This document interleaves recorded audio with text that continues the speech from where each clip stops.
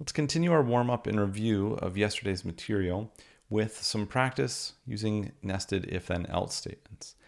And this particular function is implemented in a peculiar way. I don't want to spoil it for you, but if you are scratching your head as you think through this for the first time, you're probably correct in some of your concern over how this function was implemented. But what I'd like you to do is, you don't need to produce a full diagram for this. Just reason through.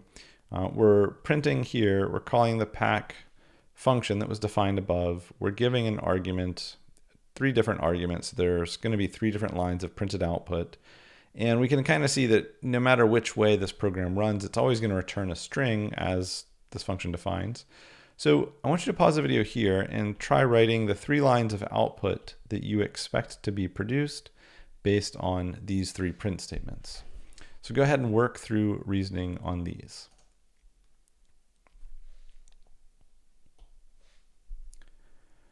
All right, there's something funny going on here, isn't there? Well, if this feels a little illogical to you in places, you're spot on. But this is a valid program. Syntactically, it's valid.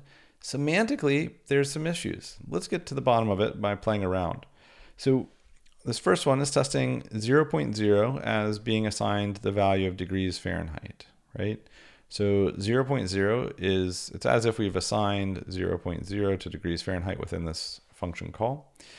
And we test if degrees Fahrenheit is less than or equal to 32.0, well, degrees Fahrenheit is 0.0, so that's true. We reach return warm jacket. And we would print the result of that, so warm jacket would be the first line of output. Cool. I want to point out, even though it looks like this condition would also be true, if we were to reach it when degrees Fahrenheit is 0, we're never going to reach it, right? We're never going to reach that statement. And so it's actually impossible for us to reach return really warm jacket as this function is implemented. Because if a value is equal to 0.0, it's inherently less than 32.0, meaning we're going to return warm jacket. And as we've just discussed, as soon as a function call returns, that function call's job is complete. We go back to where that function call occurred and make use of it and however it was returned to. Here, this expression was printed out, so we printed warm jacket. Right? So let's try 95.0. So 95.0 less than or equal to 32.0, that's false, right? So this expression would be false. When we have a false in an if test, we go to the else block, and this is the corresponding else block. Notice that VS Code tries to give you lines which give you some sense of what are the blocks that we're working with. So now we're in the else block and we test, is 95.0 equal to 0? Well, this is also false. So we go into the else block that corresponds with that if statement, the direct following else. And we test if degrees Fahrenheit is greater than 60. Well, 95.0 is greater than 60. That's true. So this expression evaluates the true, and we reach this return statement, which returns long sleeve shirt. So we would print long sleeve shirt when that value returns. Cool. Again, we skip over everything else because we've hit a return statement and that function call was completed. Lastly, now this also seems illogical, right? We're looking at our code. Another head scratcher is, long sleeve shirt in 95-degree weather. We all know that is not the move with the weather that we've been getting. So that seems like it's semantically improperly implemented. Tank top is what you would expect, but we've done something silly when writing this logic. In fact, we have some illogical statements here, even though we're using a logical if-then-else test. And lastly, we have degrees 55. So let's start back at the top. So when this function call is established, we would once again, if we were diagramming this, we would put a new frame on the stack. We would set up 55 to be assigned to degrees Fahrenheit. The return address would be line 19, and we would jump in. When we jump in, 55 less than 32, that's false. So we skip the then block and we go to the else block. 55 equal to 0. Well, that's false. So we skip the then block and that's false. Go to the else block. Degrees Fahrenheit greater than 60. 55 is not greater than 60. That expression of value is to false. And we skip into its else block. Is 55 greater than 75? That's also false. We skip into this else block and we reach return tank top, which is our return statement, and tank top will get printed. And this also feels extremely dubious, tank top in 55-degree weather. So our function works, but not very well, and we've got multiple problems with it. Two very specific problems that would be nice to fix. The first, which is actually the most concerning of them, is we can't reach this particular condition. This test will never be true because we had earlier in this function definition tested for something that was inclusive of that. So 0 is less than 32.0. So this test is inclusive of one that followed, and we returned, and so this function would never reach it. And so the point of this is to mention that you need to be careful. Just because your program runs and you've written some if tests and you think that they're correct, you need to think through them very carefully and make sure that they're logically sound. And so just as we've discussed, we are not able to reach really warm jacket. This is an illogical, this is an outcome, a return statement that can't be evaluated as this function is implemented. Now we could rewrite this logic and change the ordering of some of these tests in order for that to be true, but we would have to do a little bit of work to do that. Before we do that, or think about how to rewrite this type of code to be a little bit more logically sound, I want to challenge you to one more question. So we've just said that there's no value that will reach for degrees Fahrenheit that will reach really warm jacket. The challenge question is this one.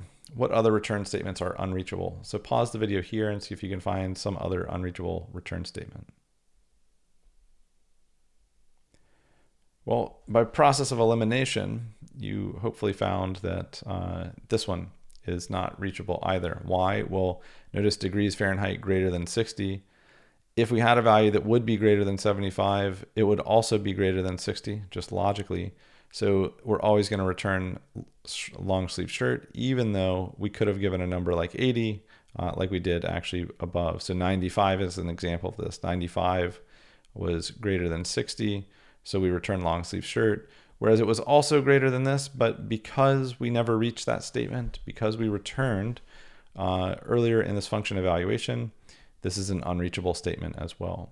So even though you can write if then else statements, there's no guarantee that your logic is sound. You have to think through it and check it yourself. So the last little exercise I'd like to move through in this particular warm-up is, let's imagine a very similar function. This is not the same function that we had before, but a very similar one. And we're shortening degrees Fahrenheit to df so that our writing is a little bit easier and shorter. How would we rewrite this to be more logical and to be sure that there's no unreachable code, there's no unreachable statements, but just more easy to reason about is also a reasonable goal here as well. So I would encourage you, you don't have to write the signature here, but let's try rewriting these statements to be a little bit more logical, and try doing this by hand and seeing if you can come up with something that feels a little bit better.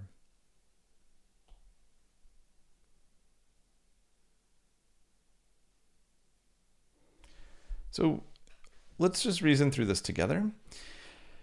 We've got a warm jacket that we're saying, if the degrees are less than 50, we probably want that to be true and that to be the case, except for when, if less than 0, we want to stay inside. So one of the things we probably know right off the bat is we need to test for staying inside before we test for warm jacket.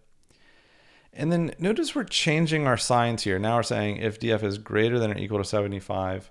As a rule of thumb, when you're writing sort of a sequence of these types of boundary tests, for this range, do this, for the next range, do this, for the next range, do this. It's easier to reason through these types of examples when you use the same sign or the same relational operator. In this case, greater than or equal to is different as a relational operator than less than or equal to. So we should probably try and use less than or equal to here. And if we were to do that, if we were to say less than or equal to 75, then we would want to swap the order of these, right? So less than 75 but greater than 50, we would want long sleeves, and then maybe greater than 75, we want short sleeves.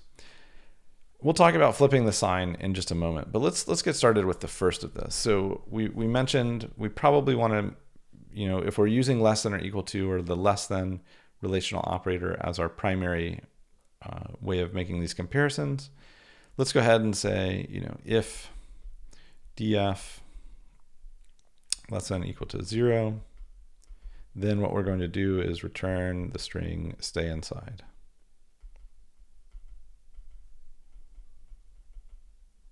Cool. Else, what are we going to do? Else, we're going to test if df degrees Fahrenheit is less than or equal to 50. And if so, we'll return warm jacket.